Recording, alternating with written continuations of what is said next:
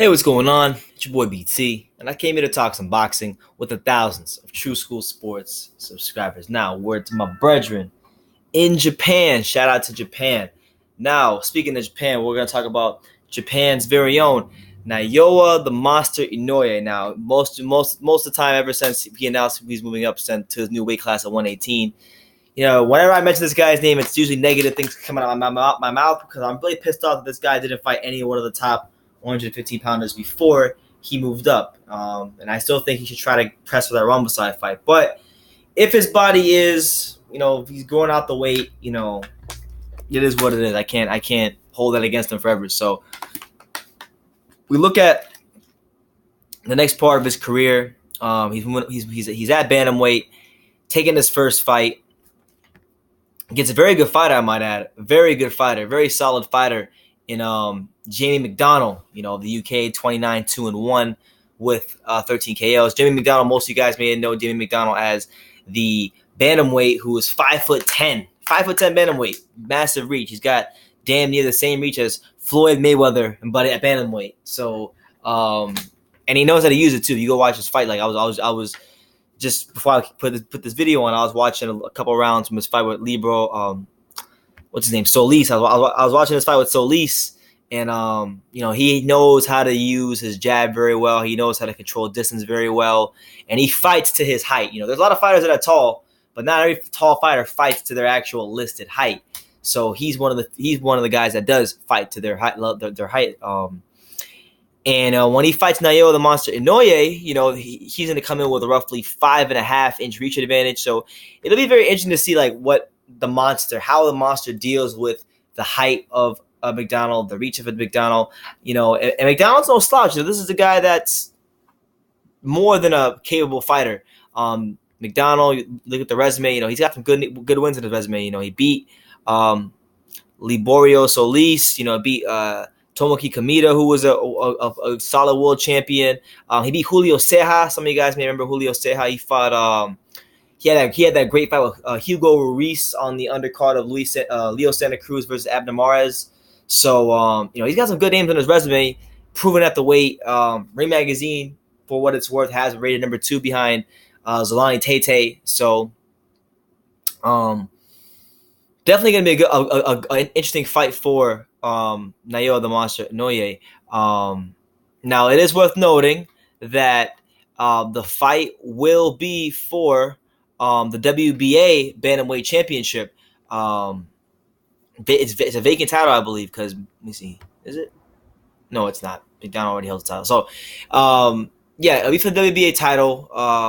He'll be shooting for his 3rd world title in only his 16th professional fight. So Inoue is doing some pretty big things. Obviously, I wanted to see him really establish himself at 115 before he moved up, but this is not a bad consolation. To move up to 118 to fight one of the top guys, McDonnell, a guy who's going to have some stylistic advantages in terms of like his reach and his size.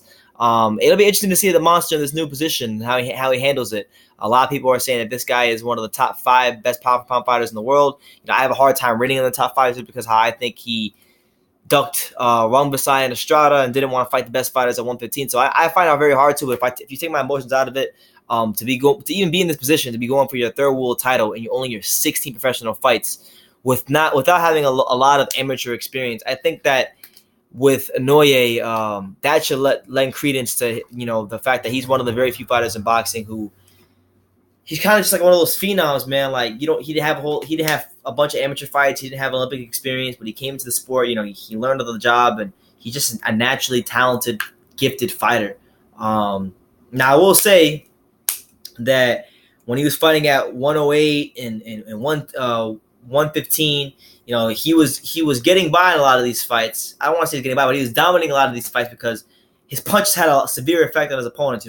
He was touching them with some real oomph, some real power, some real, toma punches, as we would say in the Puerto Rican culture. His opponents would fold up and he was just stockpiling knockout after knockout. Now that he's moving up and he's fighting these bigger guys, I'm not sure if those punches are going to have the same effect. So if he gets into one of those fights where he's hitting a guy like Jamie McDonnell or Zolani Tete, and the punches don't have the same effect, How will he go about winning? Can he find different ways to win outside of just knocking out his opponent? Because when you look at his resume, he's stopped 13 of his 15 opponents.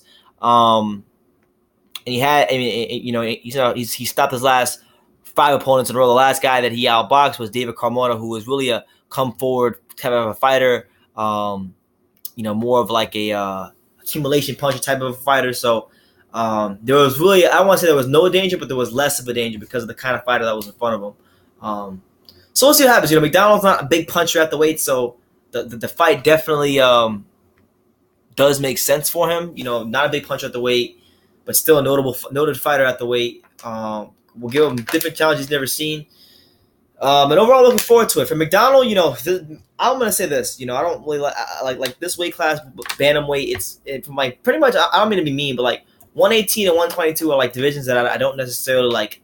I'm a boxing fan, so I know the notable fighters in the division, but most of the fighters in the weight class, I really just don't care for. To be honest with you, but I'll say this: when it comes to James McDonnell, he's someone that when you look at his resume, you go look at the tapes of his, he is probably you could definitely put him in the category of an underrated fighter, a guy that we don't talk enough about, a guy that doesn't maybe get the credit he deserves because look at the names on his resume.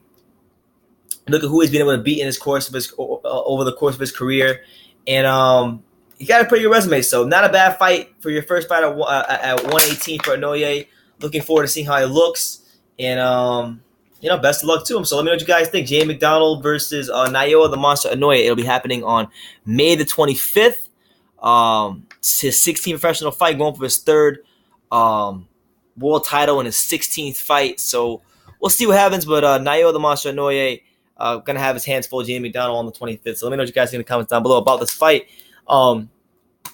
Take the time to subscribe. Like I say in every video, you can love me or you can hate me, but I'm just a kid from Daniel. So until next time.